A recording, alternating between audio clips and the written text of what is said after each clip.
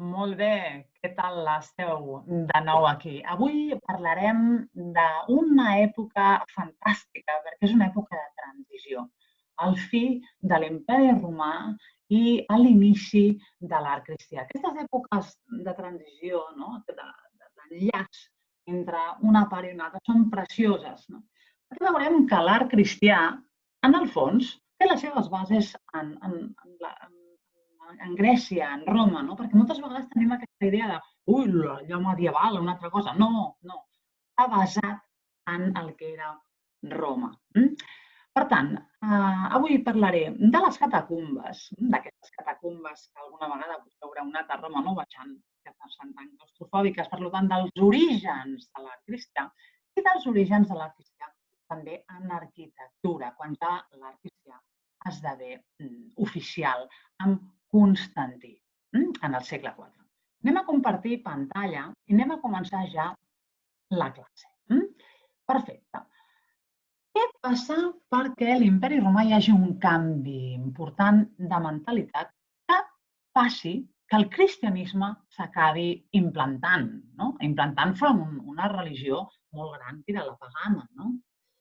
Bé, la resposta està en una sèrie de gent que comença a entrar moltíssim a atacar el que seria tota la frontera de l'Imperi Romà amb ràtzies, és a dir, amb petits grups aquí i allà.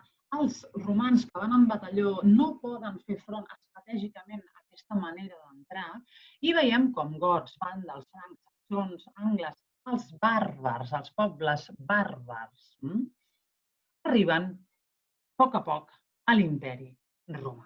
A Espanya, per exemple, els visigots sabem que hi van estar molt de temps. Molt bé. Aquesta gent que va arribant, perquè no arriben d'un dia per l'altre, sinó arriben en onades consecutives i finalment acabaran destrossant l'imperi romà d'Occident, que no el d'Orient, provoquen que la gent vulgui aferrar-se a alguna cosa que li prometi una vida millor, perquè aquesta està plena de guerres civils, perquè està plena de problemes econòmics, perquè està plena de guerres amb l'estranger. Religions de salvació, sisplau. No? Religions de salvació que em proporcionen una cosa que a mi no em proporciona la religió oficial. No? Quines seran aquestes, les d'Orient? Les religions d'Orient, les que propugnen una vida al més enllà, una vida més enllà del cos, inclús a vegades religions de resurrecció. La religió de Mitra, que ve de Pèrsia, d'Índia, la religió de Dionís, sabeu, els misteris de Dionís, que en vam parlar de Pompeia, per tant, no en torno a parlar, mireu el vídeo sobre art romà i ho veureu, o la religió del cristianisme, òbviament, que arriba d'Israel. Les primeres, doncs, manifestacions del cristianisme a nivell de l'art són clandestines. Recordeu, les persecucions eren tremendes contra els cristians. Per tant, aquesta gent es reuneix clandestinament a les cases, però a poc aniran fent aquestes catacombes que excavaran el terra de forma vertical, per no horitzontal, que costa molts diners, però vertical, i allà enterraran els seus màrtirs. Allà practicaran els seus rituals.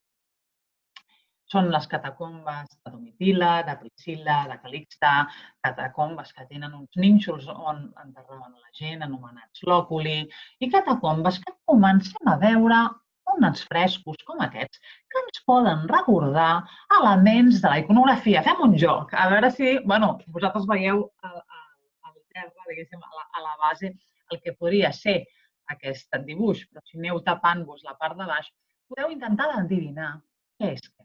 No podria ser una anunciació, però això també podria ser, doncs, la Mare de Déu donant de mamar al seu fill, sobretot també perquè veieu aquí una estrella, no?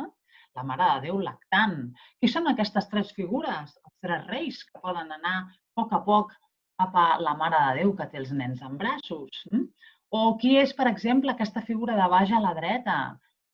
Doncs pot ser Maria, Maria amb el nen. I a dalt, doncs pot ser Jesucrist, el bon pastor, aquell que mai abandona les seves ovelles i que si una se li descarria la va buscar, no? La iconografia, doncs, de la Mare de Déu com a matrona romana, que fa de seient, fa de tron del nen, i a la vegada ella està asseguda en un tron, en un seient, com una verdadera matrona. Comença a les catacumbes I d'on la treu aquesta iconografia el pintor? Doncs el que podia veure pel seu temps, de les deesses que hi havia, de les deesses lactants, perquè clar, havies de donar de mamar un nen, que era Jesús, la deessa Isis, per exemple, o la deessa entronitzada, com podria ser Cíbele. Per tant, aquestes deesses donaran la iconografia, les bases iconogràfiques per fer la Mare de Déu. Veiem també elements de l'Antic i del Nou Testament, com per exemple Adam i Eva, Jonàs i la ballena, i en alguns més preferits que tenen de l'Antic Testament, Adam i Eva, el sacrifici d'Isaac, això. Jesucrist, el bon pastor, és un hit en aquell moment, no? Basat molt en el que seria el moscòfor, que el vam veure en una de les meves classes també. Per tant, d'on treuen la iconografia? Del que veuen, dels hits que troben per allà, no? Com el moscòfor d'Atenes, de l'art grec. El bon pastor, doncs, per tot arreu, tant a mosaics, tant a frescos, i Jesucrist al principi se'l representa sense barba a l'esquerra, però finalment amb barba. Aquí veieu Jesucrist barbut, amb alfa i omega, a la dreta i a l'esquerra, com a taüll, com a taüll. Jo sóc al principi i al final. Jo sóc alfa, la primera lletra de l'alfabet grec, omega, l'última, significa l'eternitat. Aquí també veiem, doncs, què penseu que pot ser? Un sant sopar. Què penseu que pot ser aquesta dutxa? Un baptisme. I així podríem anar traient i traient 1000 imatges de les catacombes que podríem anar endevinant i que són els orígens, les bases de l'art cristià del segle III. Vull dir, del segle II-III, vull dir que és molt, molt antic. Això canvia quan la religió cristiana es fa oficial. Edicte de Milà, l'any 313, de Constantí, el mateix que funda la Constantinoble. Aquí veiem Constantí amb aquests ulls tan grans que ens recorden a Taüll perquè ell és diví, perquè ell és un emperador que es va autoproclamar sant. Per tant, ell pertany a una altra esfera i no ha de ser realista. El cristianisme és de Déu oficial, ell s'autoproclama sant, s'autoproclama 13è apòstol i començarà a fer un art de propaganda cristiana també, per què no dir-ho, a través d'elements que escollirà del que ja existia en aquell moment. Què existia? Doncs diu, haig de fer un lloc per reunir-nos. Doncs miro què trobo. Trobo la basílica, que era on es reunien amb els magistrats. Doncs d'aquí ho transformarem en una església. D'aquí que les basíliques siguin esglésies. Basílica ve del mot grec basileus, rei. I era el lloc on es reunien els romans. Era un lloc pagà, com aquesta que veiem aquí. Són Basílica Emília, la Basílica Úlpia, i tenien un espai per reunir-se i un espai on es posava el magistrat, que seria l'absis. Per tant, on venen les esglésies cristianes de les basíliques romanes? Tant per lloc de reunió, tant perquè tenien un absis per tal de posar allà la persona d'honor, i això va tenir pintat per Constantí com a estructura per definir el que seran les seves esglésies. Un apunt de l'organització espaial de l'església, de les primeres esglésies cristianes.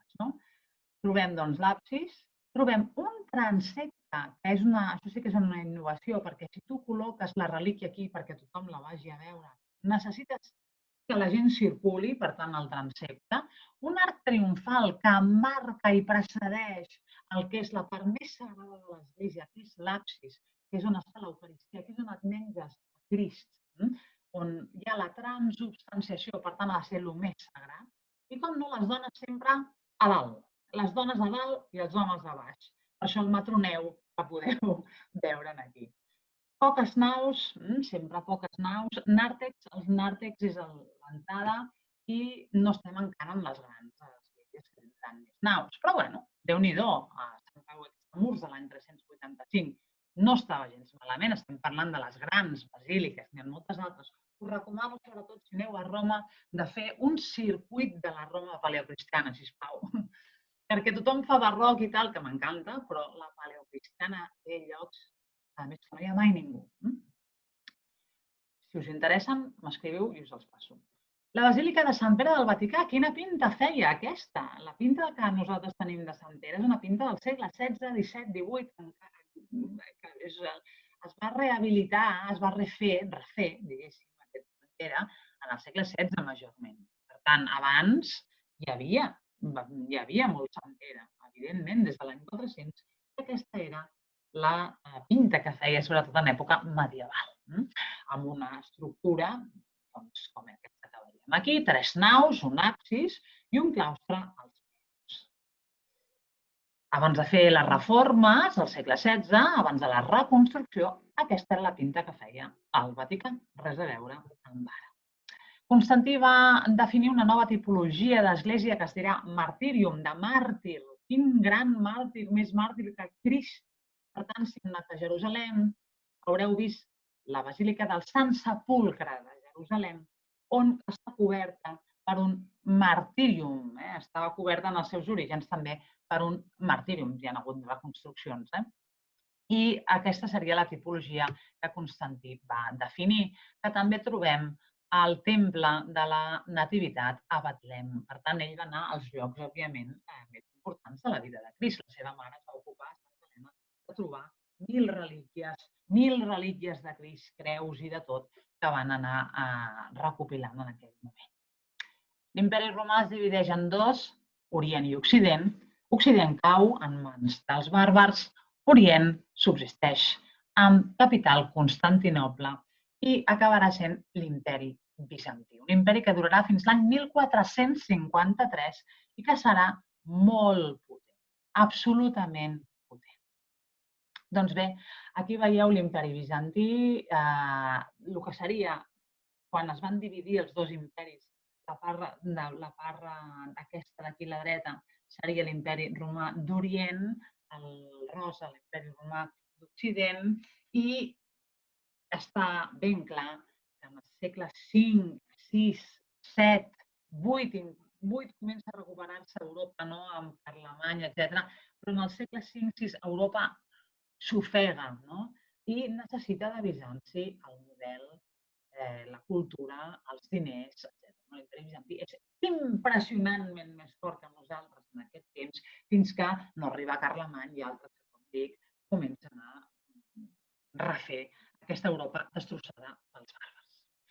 Al segle VI, quan nosaltres estem, ja ho dic, fem el que podem, aquí al Constantinoble hi ha ni més ni menys que Justinià, que expand l'imperi, que reforma el dret, amb una ciutat brutal, amb un palau brutal, amb una riquesa brutal. Justinià i Bizanci, i amb això vull que, amb això aniré acabant la classe, seran els que mantindran la cultura grecoromana. Seran els que gràcies a ell podrem, diguéssim, tenir una continuïtat cultural. Seran també els que efectuaran tots els concilis, com el concili d'Éfeso, hi ha moltíssims concilis on parlaran de com ha de ser l'art cristià, entre mil altres coses. Les discussions bizantines, que diem, les discussions d'aquests concilis. El concili d'Éfeso, per exemple, van decidir que la Mare de Déu era... O sigui que van decidir que Maria era oficialment la Mare de Déu, la Theotokos, i com a tal s'havia de representar. Com una matrona romana, sí, però com una emperadriu, amb un tro ple de gemmes, de maragdes, amb un mantell, amb un maforion que es deia pòrpora, el mantell de les emperadrius. I així anava vestida. Ho dic perquè veieu, per exemple, com va vestida en aquest cas Teodora, que sembla molt com va vestida Maria. I a la dreta us he posat un guinyo, el que seria l'art català, les verges de pedret, van vestides també com si fossin la Teodora. Per tant, la moda, el model, el que hem de seguir és Bizanci. Aquí retornem a aquest Sant Apolinar Nuovo de Ràdena del segle VI, amb aquesta epifania que la verge és una emperadriu i que aquí veiem tres reis també com si fossin uns vassalls, no? I aquest mosaic de Roma veiem que realment Maria sembla aquí dalt una verdadera emperadriu romana i aquí aquests uns senadors, no? O sigui, és una cosa... Inclús els àngels, els arcàngels, d'on els traurem? Doncs del Mercuri. Els arcàngels són els missatgers de Déu, Mercuri és el missatger dels déus. Per tant, les ales i tot el que sigui serà provinent de Mercuri. L'emperadriu Teodora i la seva cort. Què porta Teodora brodat a baix? Porta els tres reis mags. És a dir, funciona a la inversa la cosa també, no? Maria com a Teodora, com a emperadriu, però les emperadrius com a Maria, perquè elles són divines i així ho volen definir. Acabarem amb aquesta gran i espectacular arquitectura, el primer gran monument cristià. Fet per Constantí, però es va caure, es va refer, que és, òbviament, a la Santa Sofia.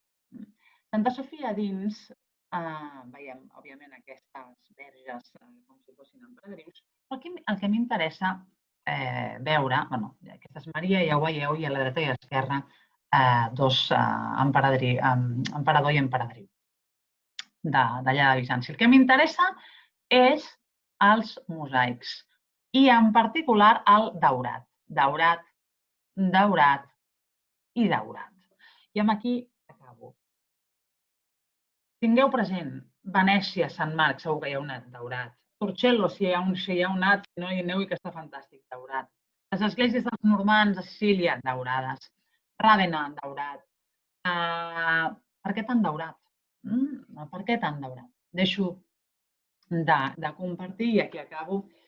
Em quedo aquí, amb el daurat, amb la llum, perquè la llum és tan important, molt important, per tot el que serà l'estètica medieval. I l'estètica de la llum és una estètica bizantina.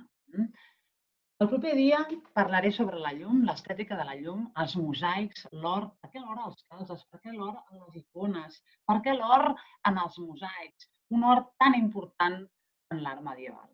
Fins el proper dia. Que vagi bé.